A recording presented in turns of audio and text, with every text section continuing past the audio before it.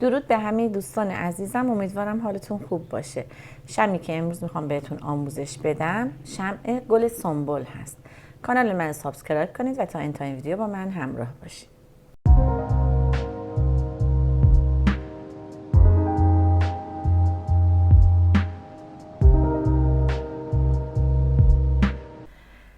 دوستان عزیزم، کم کم به فصل بهار و آغاز سال نو و عید نوروز نزدیک میشیم و من میخوام شمع گل سنبل رو بهتون آموزش بدم. برای درست کردن این شمع زیبا نیاز به یه سری وسایل اولیه داریم که همین دنباریک، سنبه و همین ابزار که شما باش آشنایی دارین، ابزار مجسمه سازی، پارافین مایع برای تمیز کردن صفحه سیلیکونی، از همین وسیله چوبی که برای هم زدن پارافین هست، لیوان کاغذی، فتیله 24 یا 26 نخه چون گل سنبل تقریبا حجمش زیاده. پارافین حتما باید اسپی وکس باشه چون که این گل باید خاصیت انعطافی چون داره، باید حتما از این پارافین استفاده کنین. و برای ساقه چون مقدار بیشتری از گل روی ساقه سوار میشه، حتما باید از پارافین استی وکس استفاده کنین که مقاوم هست نسبت به گلایی هست که بهش وصل میشه. اول من اسپی وکس رو میذارم به طریق بنماری ذوب بشه. مقدار اسپی وکسی که میخوایم بذارین ذوب بشه حدود 100 تا 150 گرم براش کافی. فتیله رو حتما خودتون پارافین بزنین. آموزش درست کردن پارافین به فتیله رو من آموزش رو گذاشتم، اگه ندیدید لینکشون بالا میذارم که برید ببینید. الان دیگه این اسپی وکس کاملا ذوب شده. 3 تا لیوان اینجا دارم، یکی برای قسمت پرچمش که یه پرچم ریز زرد رنگ داره، یکی هم برای خود گل، یکی هم برای غنچه هاش. از هر کدوم یه مقدار میریزم.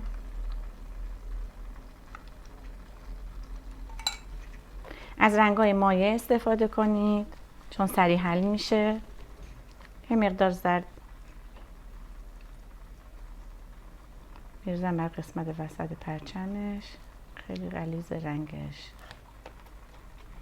برای قسمت غنچه ها یه مقدارم سبز میریزم. از رنگ کمتر استفاده کنین چون که ممکنه که رنگ زیاد استفاده کنین بعد این خاصیت انعطافیش رو از دست میده. برای که این مقدار خوش رنگ تر در بیاد یک کوچولو هم بهش زرد میزنم. و اما برای خود گل، البته گل سنبل سفیدش هست، صورتیش هم هست، ولی حالا خواستم یه بنفش مایل به نیلی درست کنم. یه مقدار بنفش میزنم بهش، خیلی کم، و این مقدار خیلی کم هم آبی.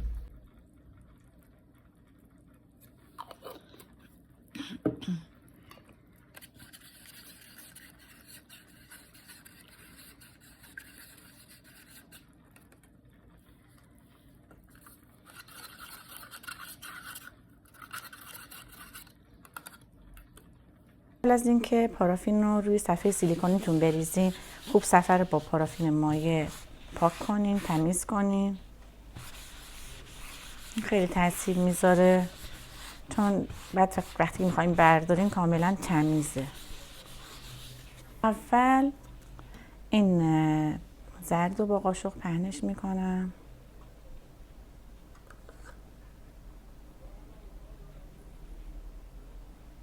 رنگایی که درست کردیم رو صفحه سیلیکونی با قاشق رو پهنش میکنیم.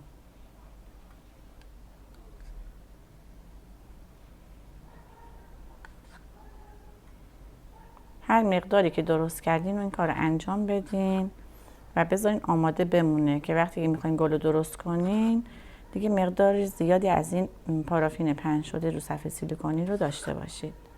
این مقدار میخوام برای غنچه‌اش استفاده کنم. روی این صفحه پهن میکنم.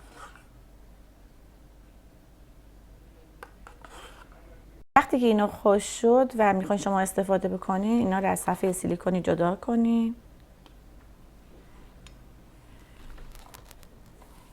ببینین کاملا جدا میشه. یه پلاستیک فریزری رو بردارین و کاملا بازش کنین و اینا رو همه روی پلاستیک قرار بدید. پارافینایی که من اینجا روی صفحه سیلیکونی پهن کرده بودم با قاشق و همه رو وقتی که سرد شد برداشتم گذاشتم روی پلاستیک که هوا بهش نخوره، خشک بشه.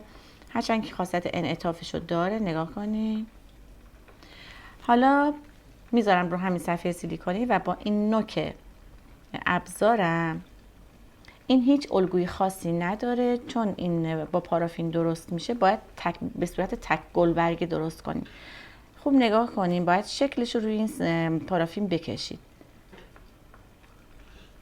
با این نوک ابزار فقط توجه داشته باشین که قد این گلبرگتون باید بلند باشه و قسمت بالا حالت گرد داشته باشه و قسمت پایینش هم یه مقدار حالت تیز داشته باشه. با این نوک ابزار فشار بدید، این از اون صفحه پارافینتون جدا میشه. حالا نیازی نیست که همشون یه قد و یه اندازه باشه. خوب نگاه کنید، مثلا این الان خیلی یه مقدار کوچیک‌تر شد، یه مقدار بلندتر شد.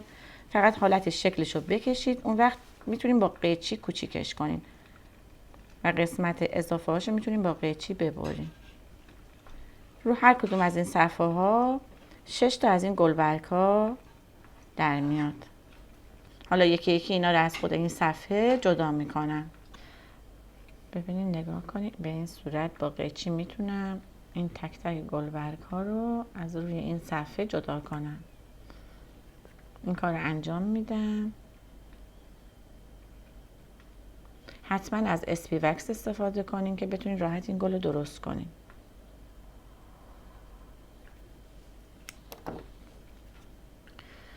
وقتی که اینو با قیچی در آوردم، حالا باید روش سنبه بکشم. بذارین رو انگشتتون و خیلی آهسته، فقط یه مقداری این دستتون رو با این پارافین مایع خیلی کم چرب کنین. سنبه که میخواین استفاده کنین تمیز باشه. بعد بذارین روی این گلبرگ آهسته روش بکشین. خیلی آروم باید این کار رو انجام بدین. رو لبه های گلبرگ، قسمت بالا و همینطور بکشین بیاین تا به قسمت پایین.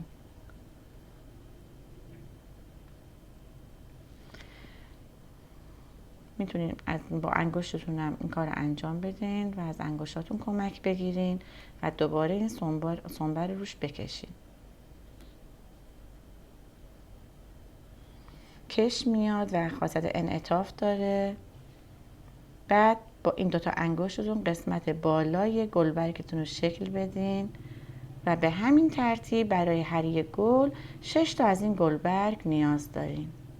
تعدادی از این گلبرگ درست کردم، اینجا گذاشتم. کوچیک‌ها رو میتونیم برای یه مقدار غنچه بسته استفاده کنیم و اونایی که یه مقدار بزرگتر در اومدن رو برای خود گل استفاده کنیم. حالا برای قسمت وسط پرچمش، اینجا ببینید من مفتول دارم. مفتول رو برای چی استفاده میکنیم؟ برای اینکه بتونیم راحت این گل رو سر این پرچمش سوار کنم. ببینید الان برای قسمت پرچمش یه مقدار اینو با این نوک ابزار میچینم قسمت بالاشو. فقط خیلی کوچیک باید این مشخص بشه قسمت وسط پرچم.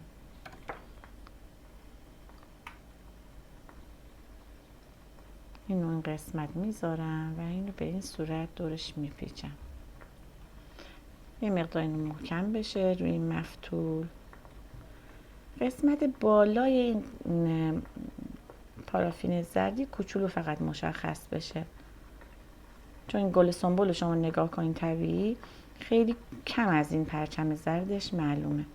خب این مقدار با انگشتتون بکشین به قسمت پایین. خوب نگاه کنین با انگشتم، ببینید این مقدار این زرد رو کشیدم قسمت پایین. حالا تک تک این گلبرگ ها رو باید روی این سوار کنم. گلبرگ اولی رو میذارم، قسمت پایینیش رو با انگشتم فشار میدم، خودش رو میکشم به سمت بیرون.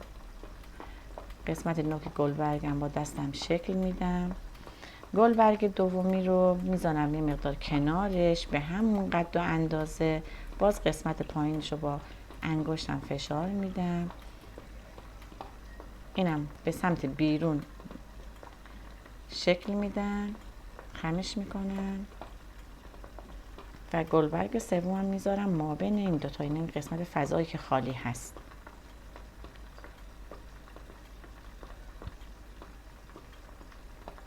این قسمت پایینش رو خوب فشار میدم که اینجا سفت بمونه. این سه تا گلبرگ رو خوب نگاه کنید. انقدر این خاصیت انعطافش زیاده، راحت میتونین اینو به هر سمتی که میخواین اینو حرکت بدین. مفتول در واقع نگهدارنده کارتونه که راحت میتونین باش کار کنین. حالا وقتی که 3 تا رو گذاشتیم، 3 تا گلبرگ دیگه میخواد که باید مابین اینا بذاریم. باز قسمت پایین با انگشتتون یا فشار کوچیکی میدین، اینو باز به سمت بیرون هدایت میکنین که اینجور شکل بگیره. گلبرگ بعدی میشه مابین این دوتا.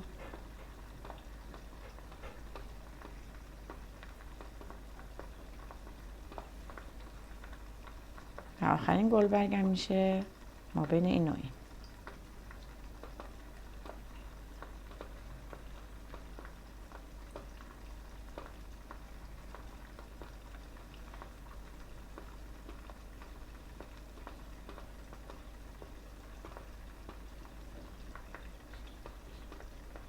بعد با دستتون میتونین گلبرگتون رو باز کنین و شکلی که سنبل طبیعی داره رو روش پیاده کنین. وقتی که هر 6 تا گلبرگ رو شما نصب کردین به این پرچم، خیلی آهسته این مفتول از این قسمت پایین بکشین بیاریم بیرون. قسمت زیرش هم با 2 تا انگشتتون به این صورت فشار میدین و اولین گل سنبلتون ساخته شده. برعکس میذارین روی صفحه سیلیکونی یا روی سینی که بمونه و بقیه ها رو درست کنین. چند تا دونه از این غنچه های نیمه بازم درست کنین. دیگه نیاز نیست پرچم بزنین. خود این گلبرگ رو روی این مفتول سوار میکنین. به این صورت فقط زیرش رو ببینین، با انگشتتون فشار میدین، یه دونه گلبرگ رو میذارین، ولی دیگه خمش نمیکنین به سمت بیرون. یه گلبرگ دیگه هم روبروش میذارین به همین حالت بسته بمونه. یکی دیگه هم میذارین ما بینشون. دیگه نگاه کنین به همین صورت میتونین 4 تایی درست کنین، یه حالت نیمه باز. وقتی درست کردین از تو مفتول بکشین بیارین بیرون. از این هم میتونین حدود 3 تا 4 تا هم از این مدلی درست کنین. حالا باید قنچه کاملا بسته درست کنین. این ورق اسپی وکس رو دارم اینجا، یه مقدارشو بر میدارم و به این صورت اینو حالت اشک در میارم. نگاه کنین، اول گردش میکنم، خیلی نرمه و میتونین با این انگشتتون کاملا این شکلش بدین. بعد ببینین اول گردش کردم و بعد به صورت اشکش قسمت پایین اضافهش رو میبرین. از این میتونین به تعداد زیاد درست کنین، حدود 6 تا 9 تا میتونین درست کنین. وقتی که اینو به این صورت مثل اشک در آوردین که بالاش هم یه فرمی داره، اینم که قسمت پایین نشه، بعد با این ابزاری که دارین روش خط بندازین. ببینید از خود این نوکش خط رو بندازین بیاین به سمت پایین. 4 تا در 4 طرف میتونین این خط رو ایجاد کنین.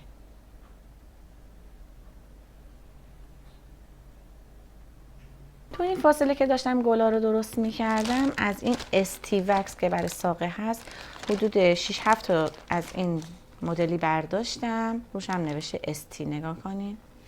برداشتم به طریق بنماری گذاشتم ذوب بشه.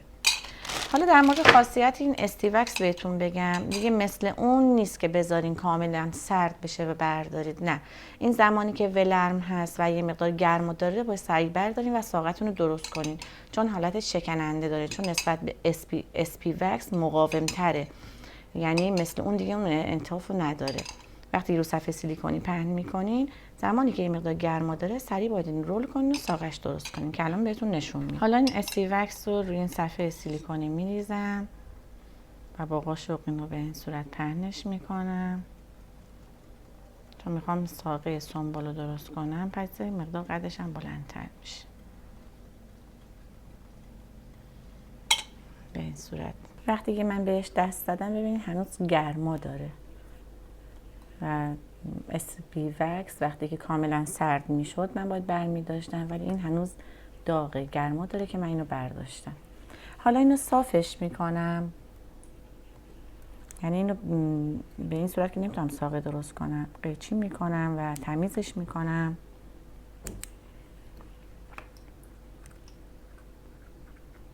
فتیله‌ای که درست کرده بودم و ابتداش میذارم، یک کوچولو بهش فشار میدم و بعد اینو رولش میکنم تا قسمت بالا اینو رولش میکنم.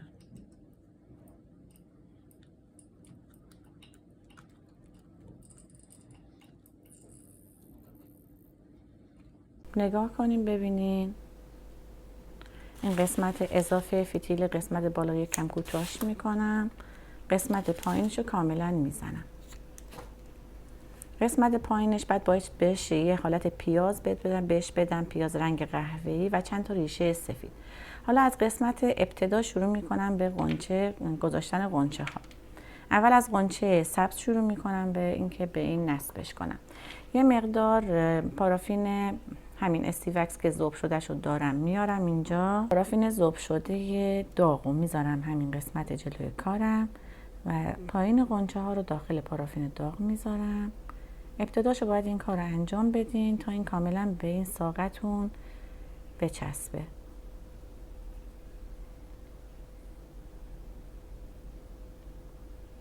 با این قسمت انگشت قسمت پایین کارتون رو فشار میدین. وقتی که انتهای این قنچه رو به داخل پارافین داغ میندازین و با انگشتتون یک کوچولو فشار میدین، ببینین این کاملا نرمه و ساقه کاملا یه مقدار خشکه، کاملا به این ساقه میچسبه. همینطور ادامه میدین دور تا دور این قنچه ها رو میذارین. فقط حواستون باشه که قسمت پایین قنچه رو خوب فشار بدین.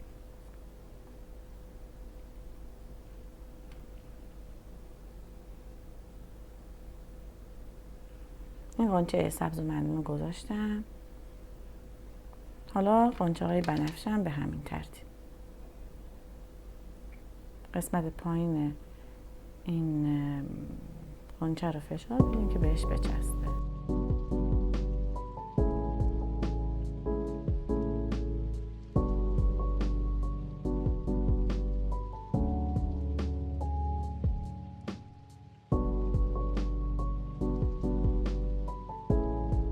ببینید اگه این زمانی که شما دارین قنچه ها رو وصل میکنین، اگه این ساقتون استیوکس نباشه، این قنچه رو وقتی دارین وصل میکنین و دارین فشار میدین ساقه خم میشد و این استیوکس خوبیش همینه که خودش حالت انعطاف داره ولی خشکه، ولی این قنچه ها تو نرمه، وقتی که میخواین نصب کنین بهش دارین فشار میدین دیگه خم نمیشه به سمت پایین. پایین این قنچه ها و گلا انقدر نرم هست، نگاه کنین حتی اگه به اون پارافین داغ هم نزنین همینجوری بذارین اینجا فشار بدین کاملا میچسبه. خوب نگاه کنین، نیازی نیستش که حتما، ولی این دارم با فاصله میذارم این قنچه های نیمه بازو فشار میدم ببین کاملا میچسبه. 4 تا دارم در 4 طرفش میذارم که مابینش دیگه گلای باز بذارم.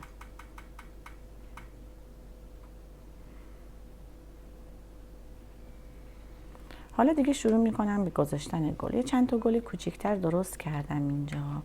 گلای کوچیک رو میذارم قسمت اول میذارم به این صورت. ببین پایین رو فقط کافیه با انگشتون فشار بدین چون قسمت پایین گل بسیار نرمه. دیگه گلایی رو که درست کردین به این ساقه گل سنبلتون وصل میکنین. فقط کافیه که پایین گلتون رو فشار بدین میچسبه. این مقدار بزرگتر کوچکترش رو بذارم.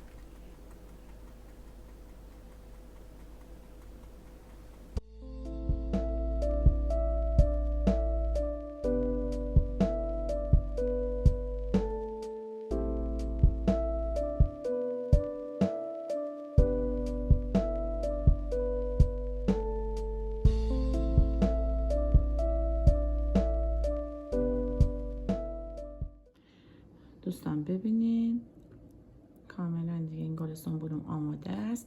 مقدار گل زدن دیگه سلیقه‌ایه، هیچ کار دیگه انجام ندادم، فقط قسمت پایین این گلا رو من اینجوری فشار دادم. خودتون میتونین نگاه کنین حالا هم میتونم برگ بزنم بهش، هم میخوام بهش یه پیاز قهوه‌ای بزنم قسمت پایین که رو زمین قرار بگیره. برای درست کردن پیاز سنبول یه مقدار قهوه‌ای میریزم، هم میزنم. بعد اینم مثل بقیه کارهایی که انجام میدادیم روی صفحه سیلیکونی پهن میکنم.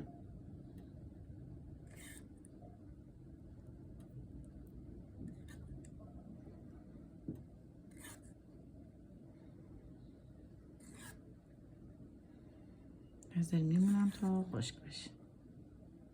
برای پیازش که پهن کرده بودم از صفحه سیلیکون جدا کردم، اینجا گذاشتم. بعد قسمت ریشش چند تا ریشه سفیدم میخوام درست کنم. یه مقدار پارافین اسپی وکس بدون رنگ، یه مقدار ذوبش کردم دیگه، رنگ بهش اضافه نکردم. اینو یه مقدار قیچی میزنم، همینو یه کوچولو رولش میکنم حالت ریشه در بیاد.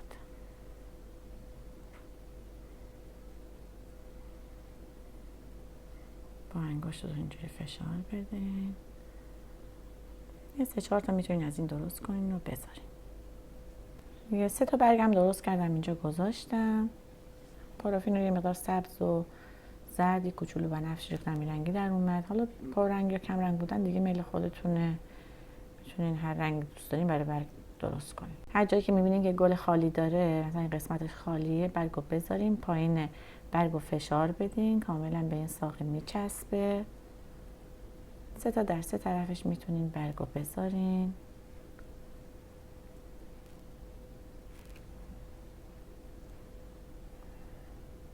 قسمت وسط برگ رو یه مقدار با انگشتتون فشار بدین، این شکل بدین بهش، حالت بدین.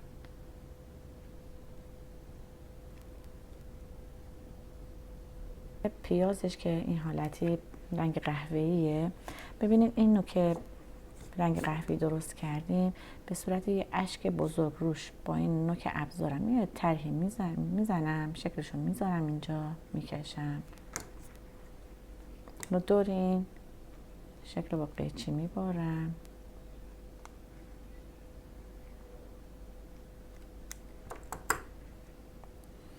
به این صورت قسمت انتهای ساقه رو این قرار میدم و اینو میخوابونم روی این به قسمت برگام. اینو دیگه حدود 5 تا 6 تا از این کار میتونین دور تا دورش بذارین. بعد این قسمت ریشش میخوام یک کم ضخیم‌تر باشه، میتونین از اینایی که دورش در اومده بود و دور این بذارین که این مقدار قسمت زیرش حالت گنبدی شکل و گنده تر در بیاد. بعد روی همینا رو میتونین از اون دایره وار ببرین و به شکل اشک ببرین و روش بذارین که این قسمت کارتون رو محو کنه. بهتون نشون میدم، نگاه کنین. الان اگه به همون صورت میزدین این قسمت ضخیم‌تر میشد و قسمت پایینش ظریف‌تر در میومد.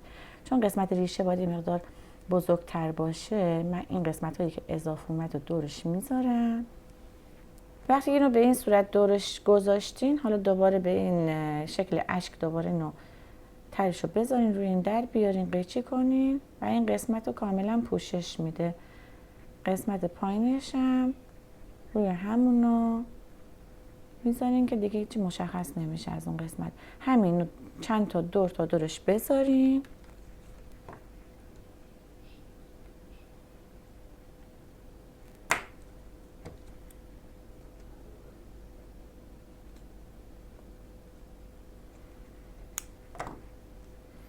میتونین قسمت پایینش هم به شکل اشک تیز نباشه. ببینید الان این قسمت مشخص نیست، اینو کاملا روی این میذارین و قسمت پایینش هم فشار میدین.